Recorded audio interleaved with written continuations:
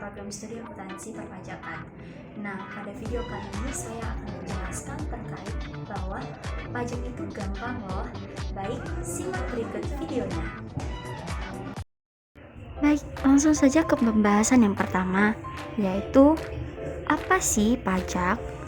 Nah, pajak adalah iuran rakyat yang wajib diberikan kepada negara oleh orang pribadi maupun badan atau perusahaan berdasarkan undang-undang yang akan digunakan untuk kepentingan negara dan kesejahteraan masyarakat umum.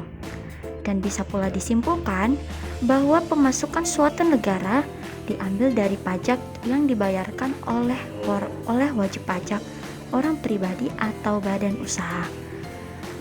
Serta pemungutan pajak akan digunakan oleh negara untuk membayar gaji pemerintahan, perbaikan infrastruktur, dan lainnya. Dan dengan demikian, penting untuk kita agar patuh dalam membayar pajak demi keberlangsungan negara dan kehidupan masyarakat yang sejahtera. Nah, selanjutnya, mengapa kita harus wajib membayar pajak? Kita wajib membayar pajak karena melakukan pembayaran pajak kepada negara itu adalah sebagai bukti bakti kita kepada negara, di mana pajak yang kita setorkan akan digunakan untuk membiayai anggaran pembangunan negara atau yang biasa disebut dengan APBN negara dan anggaran pembangunan daerah atau APBD. Karena itu sangat penting bagi kita orang pribadi atau badan untuk membayar pajak. Nah, selanjutnya yaitu pajak juga memiliki fungsi. Apa saja fungsi dari pajak? Yang pertama adalah sebagai layanan transportasi publik, kemudian sebagai pelayanan kesehatan masyarakat, dan yang terakhir adalah sebagai sarana pendidikan. Nah, sekarang sudah paham kan apa itu fungsi dari pajak, dan itu adalah beberapa fungsi yang harus kita lakukan sebagai orang pribadi atau badan dalam membayar pajak. Bukan hanya pengertian serta fungsi pajak nih. Sekarang kita akan membahas mengenai apa sih itu PTKP. PTKP atau penghasilan tidak kena pajak merupakan besarnya penghasilan yang menjadi batas apakah seseorang itu sudah wajib membayar pajak atau belum. Dan besarnya PTKP ditetapkan dengan memperhatikan kemampuan rakyat untuk memenuhi kebutuhan hidup mereka. Nah, di bagian slide ini saya akan menunjukkan pembagian PTKP. Selanjutnya kita akan membahas tentang apa itu SPT.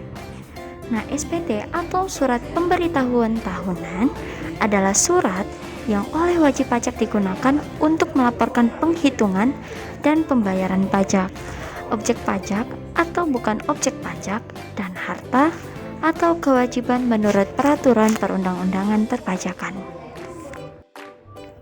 Nah, jika ada SPT dan aturannya, pasti memiliki aturan dalam batas waktu pembayaran, penyetoran, dan pelaporan pajak, bukan?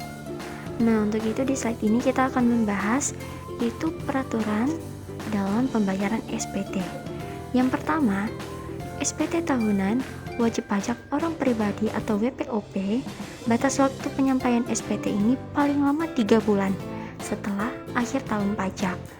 Tahun pajak merupakan jangka waktu 1 tahun kalender. Kecuali wajib pajak menggunakan tahun buku yang tidak sama dengan tahun kalender. Dan sebelum menyampaikan SPT PPh, wajib pajak orang pribadi atau WPOP harus melunasi kekurangan pembayaran pajak yang terutang berdasarkan SPT tahunan PPh. Nah, peraturan yang kedua, SPT tahunan PPh wajib pajak badan, batas waktu penyampaiannya paling lama 4 bulan setelah akhir tahun pajak dan sebelum menyampaikan SPT PPh. Kekurangan pembayaran pajak yang terutang berdasarkan SPT tahunan PPh harus dilunasi terlebih dahulu. Nah, peraturan yang ketiga, SPT masa batas waktu penyampaiannya paling lama 20 hari setelah akhir tahun pajak, dan Menteri Keuangan menentukan tanggal jatuh tempo pembayaran dan penyetoran pajak terutang untuk suatu saat atau masa pajak bagi masing-masing jenis jenis pajak, paling lama adalah 15 hari setelah saat terutangnya pajak atau berakhirnya masa pajak. Setelah membahas apa itu NPWP, selanjutnya kita akan membahas jenis dari NPWP, yaitu yang pertama NPWP pribadi, yaitu yang diberikan kepada setiap orang yang mempunyai penghasilannya sendiri di Indonesia. Nah, yang kedua adalah NPWP badan, di mana diberikan kepada perusahaan atau badan usaha yang mempunyai penghasilan di Indonesia. Selanjutnya kita akan membahas jenis dari NPWP, yaitu yang pertama NPWP pribadi, yaitu yang diberikan kepada setiap orang yang mempunyai penghasilannya sendiri di Indonesia. Nah, yang kedua adalah NPWP badan, di mana diberikan kepada perusahaan atau badan usaha yang mempunyai penghasilan di Indonesia.